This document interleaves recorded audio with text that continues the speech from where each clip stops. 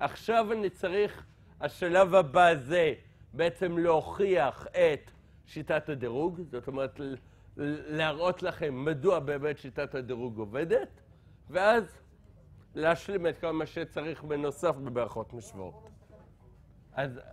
אז אני רוצה עכשיו לחזור למשפט החילוץ של גאוס. המשפט אומר שכל מטריצה, אני ניסחתי, אני עכשיו כותב אותו שוב ומוכיח. כל מטריצה אפשר להעביר לצורה מדורגת על ידי סדרה סופית של פעולות שורה אלמנטריות. אוקיי. הוכחה. בעצם ההוכחה של המשפט היא בעצם שיטה איך לעשות את הדירוג. פעולות שורה אלמנטריות. הוכחה, נראה בהוכחה שיטה כללית שעובדת ומבצעת את הדירוג. אוקיי. שלב א'. אוקיי. אני מחלק את העבודה שלי לשני שלבים. בשלב הראשון אני בעצם הולך לטפל בעצם בעמודה הראשונה. או בעמודה הראשונה שהיא לא 0. אוקיי. שלב ראשון, נתבונן באיבר A11. באיבר A11, זאת אומרת, בפינה השמאלית העליונה של המטריצה. ואני עכשיו נחלק לשלושה מקרים. מקרה א',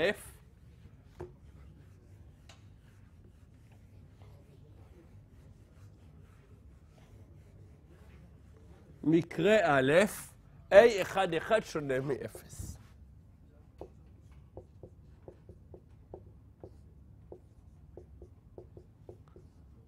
אם A11 שונה מ-0, מה אני צריך לעשות? האיבר העליון למעלה הוא לא 0.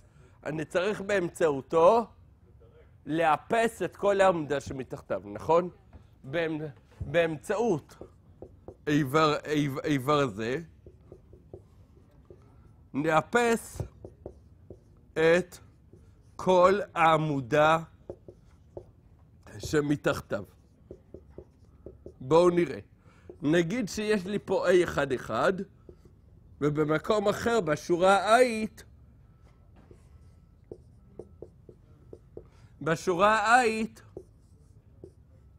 יש לי AI1 שהוא לא 0. הכוכבית זה אומר כרגע לא מעניין אותי. זאת אומרת, זה המשך המטריצה וזה לא מעניין אותי כרגע. בסדר, יהיה לי AI1 שהוא לא 0. מה אני עושה? מה הפעולה שאני צריך לעשות? להחסיר. עבור כל AI1 שאינו 0, נבצע את הפעולה הבאה. RI מקבל מה? RI ועוד מינוס משהו כפול R1. נכון? משהו כפול R1. המשהו עוד לא כתבתי. נכון? נכון? מה יהיה פה? מה אני צריך לעשות? אני צריך לחלק ב-A11 ולהכפיל בערך שאני רוצה להוריד אותו, נכון? נגיד פה היה 3 ופה היה 2, הייתי רוצה להכפיל ב-3 חלקי 2, נכון? אז לכן מה שבעצם באופן כללי הייתי עושה זה AI1 חלקי A11. זה הפעולה שאני מבצע לכל שורה שהאיבר המתאים לה הוא לא 0. מה השגתי בצורה כזאת? בדרך זו איפסנו את כל העמודה שמתחת ל-A11. מה? כן, אני עושה את זה עבור כל AI1 שהוא לא 0. כן, נגיד אם יש לי 4 שורות, אני אעשה את הפעולה הזאת 4 פעמים. מה? בסדר? אוקיי. זה המקרה הראשון, הוא המקרה שאיך אומרים שבו עובדים. מקרה ב'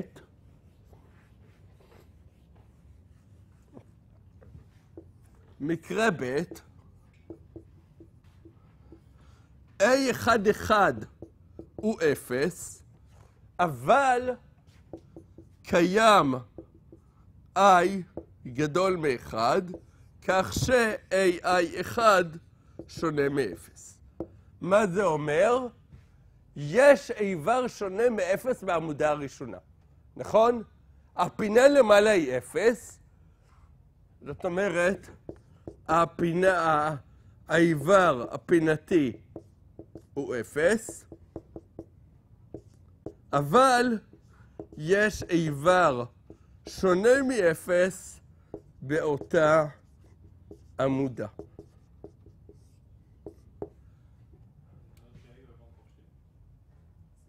לא אמרתי כלום, רגע.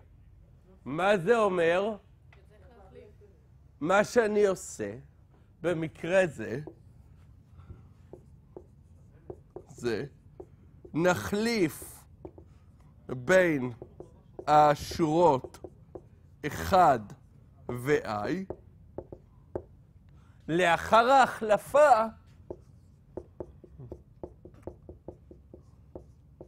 A11 תג, למה תג? כי זה כבר לא מקורי, אלא אחרי השינוי שונה מ-0, נכון? ואז מה אני צריך לעשות? ואז חוזרים למקרה א' כדי לאפס את כל העמודה שמתחתיו. ואז חוזרים למקרה א' על מנת לאפס את כל העמודה שמתחתיו. יופי. זה היה מקרה ב'. מקרה ג'. מקרה ג', כל העמודה הראשונה היא 0.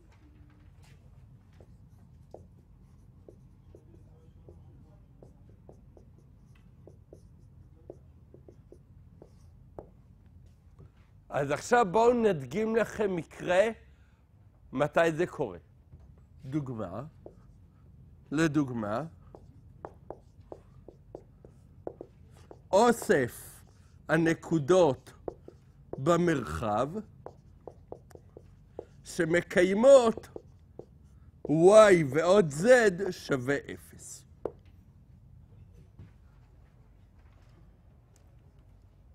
האם ברור לנו שיש במערכת x? ברור לנו שיש במערכת x, רק הוא לא משתתף במשוואה, נכון? זאת אומרת, המשתנה x, המשתנה x,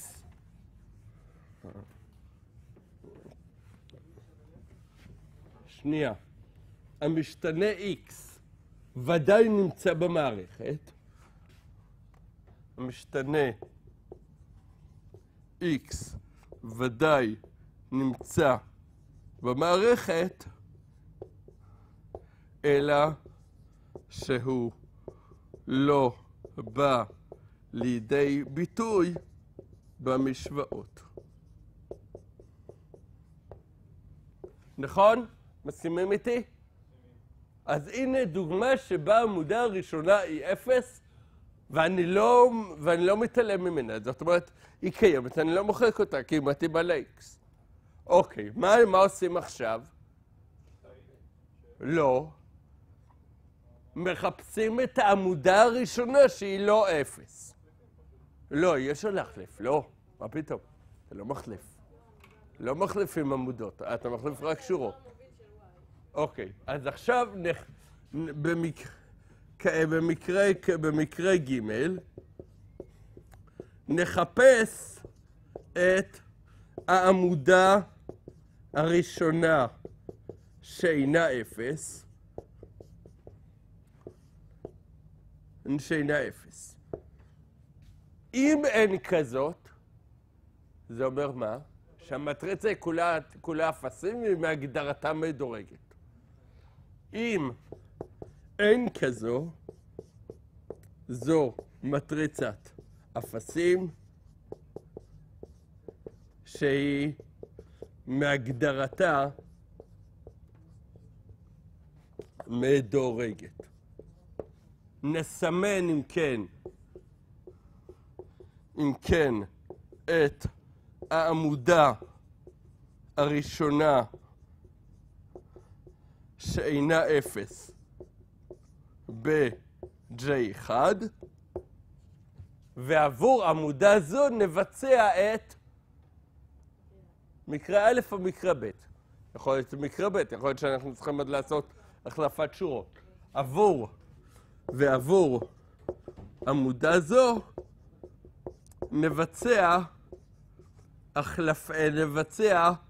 את מקרה א' או מקרה ב' בהתאם למצב. אוקיי. מה נקבל בסופו של דבר? בסדר.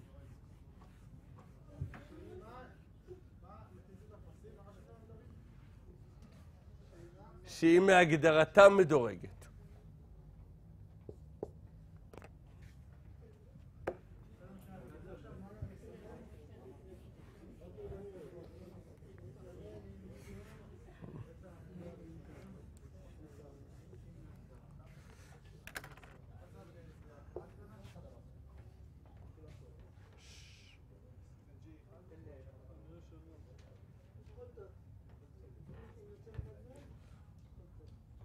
לפני שאני מתאר את סוף השלב הזה, נציין שבשלב א' השתמשנו רק בפעולות שורה אלמנטריות, נכון?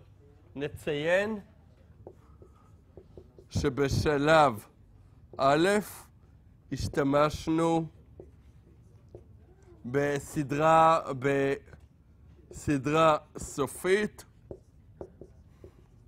של פעולות שורה אלמנטריות.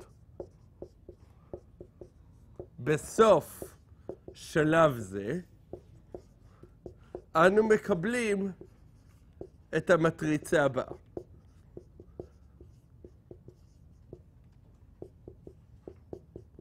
מהי המטריצה שאנחנו נקבל?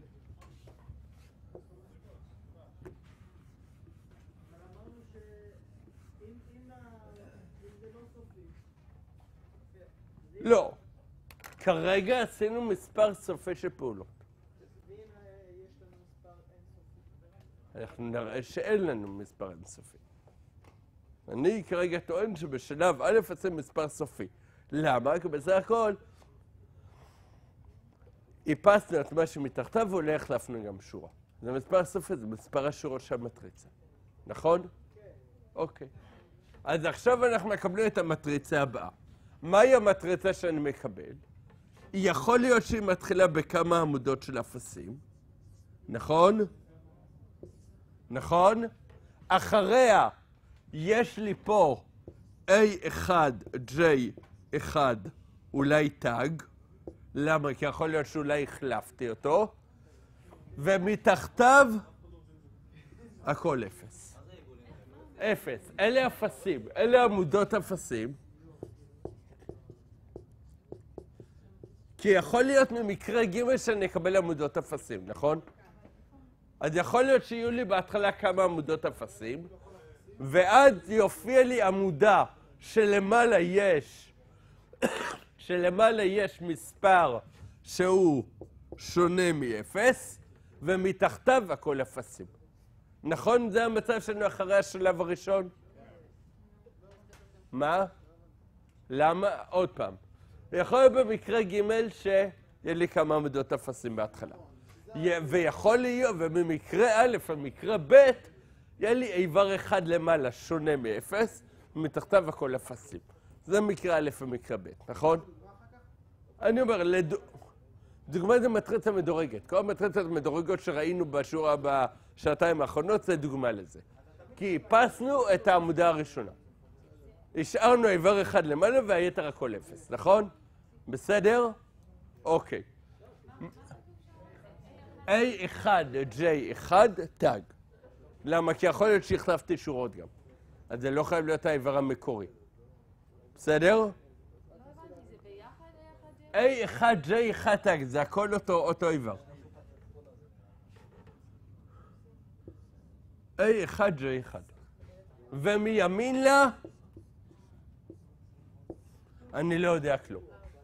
נכון? זה השלב הראשון, זה סוף השלב הראשון. מה עשינו פה? מה בעצם עשינו בשלב הזה?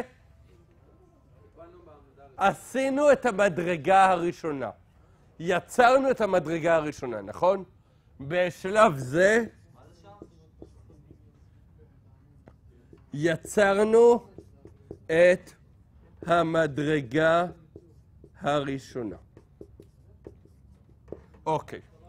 עכשיו אני הולך לצייר את אותו ציור בהתחלת שלב ב'.